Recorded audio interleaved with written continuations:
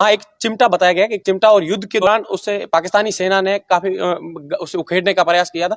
वो क्या बात थी? और दो धर्मों और दो देशों की एक आस्था का केंद्र ख्याड़ा मठ, जो पिछले लंबे समय से यहाँ पर एक मठ है, जो म्याजलार में भी है और बताया जाता है कि पाकिस्तान में भी दो मठ हैं। तो देखिए किस प्रकार से पाकिस्तान की जो रत्तेकोट की जो बड़ी मठ है, उसी की मठ जो है ख्याड़ा मठ, जो हिंदुस्तान में है, जहां पर दो धर्मों के लोग, चाहे हिंदू कहें चाहे मुसलमान कहें, उनकी आस्था का प्रतीक बना हुआ है। और यहाँ 3 दिवसीय मेले का आयोजन होने वाला है। और इस मठ की क्या विशेषता है, इस मठ का नाम ख्याड़ा मठ कैसे पड़ा, हम यहाँ जो सुंदरा के सरपंच हैं उनसे हम जानेंगे।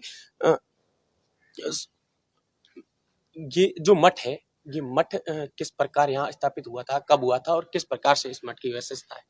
ये मठ बहुत पुराना है। इससे पहले पाकिस्तान में रत्ताकोट मठ था, उसी की ये मेन शाखा है। यहाँ के संतों की माया बहुत ही निराली रही है। जब किसी दुनिया में ये पता नहीं था कि हिंदुस्तान पाकिस्तान दो देश बनेंगे, उसी टाइम हमारे गुरुजी सहजना जी थे, उनको ये पता लग गया था कि ये देश दो होंगे और हम लोग हिंदुस्तान में धुना लगाएंगे। तब उन्होंने हिंदुस्तान रत्ताकोट से जैसलमेर की यात्रा की। जैसलमेर रिजाइनेस पे बीकानेर की नाराजगी की वजह से बीकानेर वालों ने चढ़ाई की और युद्ध तय हो गया। तो बीकानेर एक स्टेट बहुत ही ताकतवर थी, जैसलमेर छोटी सी स्टेट थी और इतनी अपने आप में सक्षम में नहीं थी। तो बाप जी बैसाखी में विराज रहते, तो वर्तमान के जो हिजाइनेस थे और महारानी शाह वीरनाथ जी के पास गए और उनको अरदास किया कि महाराज हमारे ऊपर ऐसा विकट आ गया, इसकी विकट की घड़ी में हमारी मदद करो। तो बाप जी ने बीकानेर वालों को समझाने की कोशिश की, लेकिन वो अपने एम के कारण न मान पाए।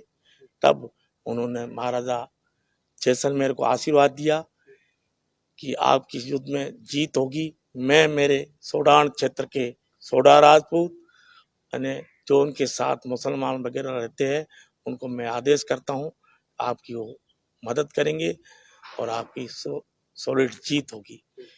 और ये युद्ध भाषण पीर के पास युद्ध हुआ, जिसमें बीकानेर की बुरी तरह हार हुई, जैसलमेर महाराजा की जीत हुई। तब महाराजा ने खुश होकर के बाप जी को आदेश किया कि महात्मा जी आप मेरी राजधानी में धुना लगाओ और आप यहीं विराजो। तब उन्होंने कहा भाई यूं तो नहीं मानूंगा, मैं भ्रमण करूंगा, जहां भी अच्छी जगह हुई, सजीवन जगह हुई, वहां मैं धुना लगाऊंगा।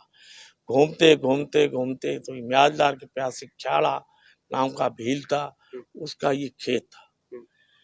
ये जगह उनको अच्छी पवित्र लगी और यहाँ दूर दराज तक पानी मानी कुछ नहीं था। भील को कहा बेटा मैं यहाँ धुना लगाना चाहता हूँ और तुम दे दे तो मैं तेरा नाम अखी कर दूंगा। तब उस भील बेचारे ने कहा कि बाप जी अगर आपकी ऐसी असीम कृपा बनी है तो ये आपका ही है।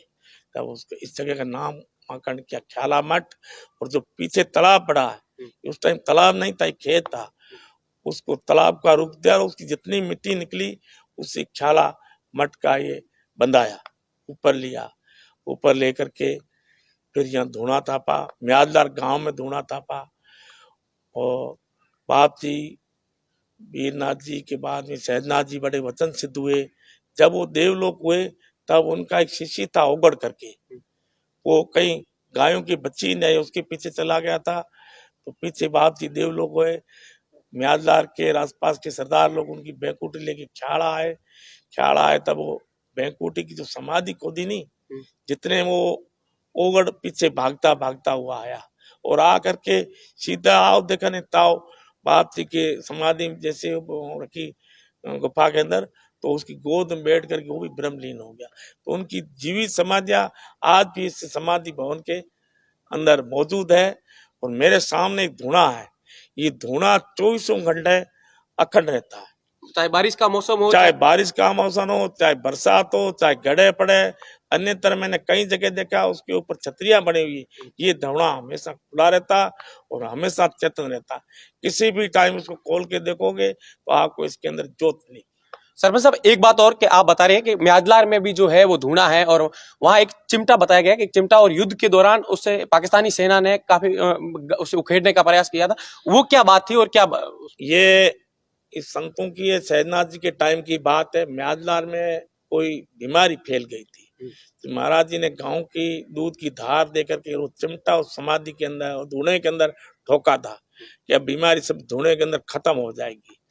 फिर वो चिमटा आज तक किसी से नहीं निकला। वो चिमटा है, जब 1965 में म्यादलार तक पाकिस्तान का कब्जा हुआ था, तब यहाँ के लोग कई बताते हैं कि पाकिस्तान आर्मी ने चिमटे के कड़े में गाड़ी जोत के खींचने की कोशिश की, लेकिन वो चिमटा नहीं निकला, वो रस्सा टूटा, नहीं निकला।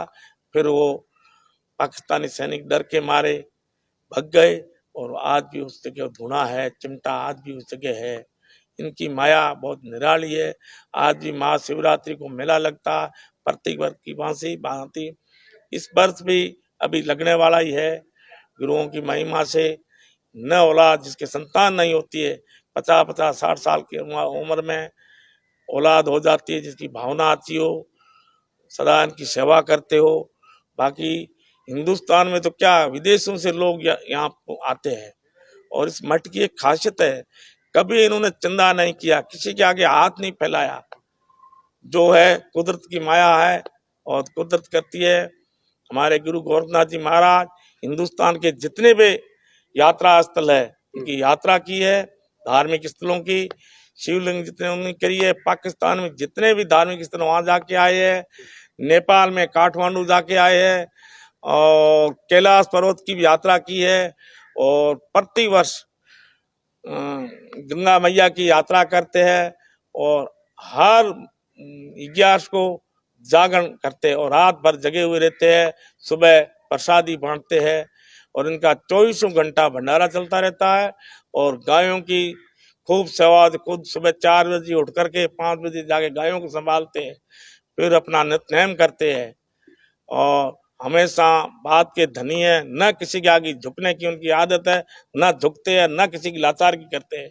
गुरु हमारे बहुत ही निराले है, भगवान इनकी सदा जय हो।